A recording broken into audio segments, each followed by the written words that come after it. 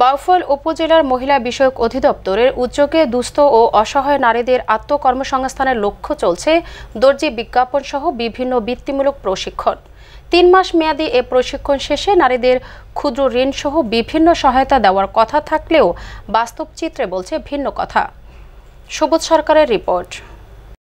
নিজস্ব কোনো প্রশিক্ষণ কক্ষ না থাকায় পরিত্যক্ত একটি ভবনে চালানো হচ্ছে এই কার্যক্রম। নেই বৈদ্যুতিক সংযোগ, নেই প্রয়োজনীয় যন্ত্রপাতি, ফলে দুর্ভোগ পোহাচ্ছেন প্রশিক্ষণার্থীরা। প্রশিক্ষণার্থী এক নারী জানান, আমরা শিখতে চাই, কিছু করতে চাই, কিন্তু যন্ত্রপাতি না থাকায় ভালোভাবে শিখতে পারছি না। পরিবেশও অনেক খারাপ। আসলে আমাদের 3 মাস কোর্স আমাদের প্রায় অর্ধেক হয়ে গেছে, আমরা এখনো তেমন কিছু শিখতে পারি নাই মেশিন না থাকার কারণে। আর হচ্ছে গিয়ে ফ্যান নাই, এই গরমে প্রচন্ড কষ্ট হয়েছে আমাদের। 3 মাসের কোর্সের নিয়ম অনুযায়ী 30 জন প্রশিক্ষণার্থী নেওয়ার কথা থাকলেও অংশগ্রহণ করেছেন মাত্র 21 জন। এর মধ্যে নিয়মিত প্রশিক্ষণ নিচ্ছেন মাত্র 6 জন। প্রশিক্ষক মোসাম্মদ খাদিজা বেগম ও নাজমা বেগম বলেন, পর্যাপ্ত সরঞ্জাম না থাকায় প্রশিক্ষণ কার্যক্রম চালানো কঠিন হয়ে পড়েছে। তবুও আমরা চেষ্টা করছি আমাদের সাধ্য অনুযায়ী প্রশিক্ষণ দিতে।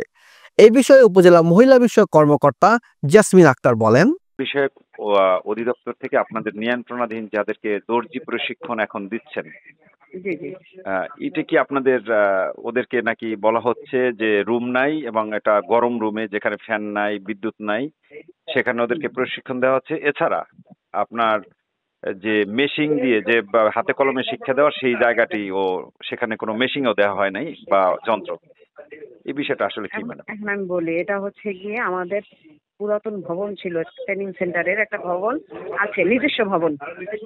তো সেই ভবনটা হচ্ছে এতই পরিত্যক্ত একটা জায়গায়, যেটা বারবার চুরি হয়ে ওখানে অনেক কিছু নিয়েছে। কি করবে, এটার জন্য আমরা জিডি করেছি, ইউনো স্যারকে জানিয়েছি। সেখানে দরজা জানালা ভেঙেও নিয়ে গেছে, এমনও হয়েছে। তো সেখানে আমরা ফ্যানও রাখতে পারি না, ফ্যানও নিয়ে গিয়েছে। পরে আমরা ওখানে যে একটা ফ্যান সেটিং করে দিব, সেই অবস্থা নাই। যে এক রাতের জন্য দিলে সেই এক রাতের জন্য চুরি হয়ে যায়, কারণ আমাদের কোনো ওখানে নেই, নাইট গেট বলেন, পিয়ন নেই, কিছু নেই। মানে কারণে ওখানে আমরা স্থায়ী ব্যবস্থাপনা নাই আপনাদের? না, ব্যবস্থাপনা নাই, যে কারণে ওখানে আমরা এসব দিতে পারি নাই। দিতে না পারাতে তাহলে কি হবে, এখন ওরা তো কষ্ট করে কাজ করতে পারবে না, ওদের জন্য তো একটা ভালো জায়গা লাগবে আমার।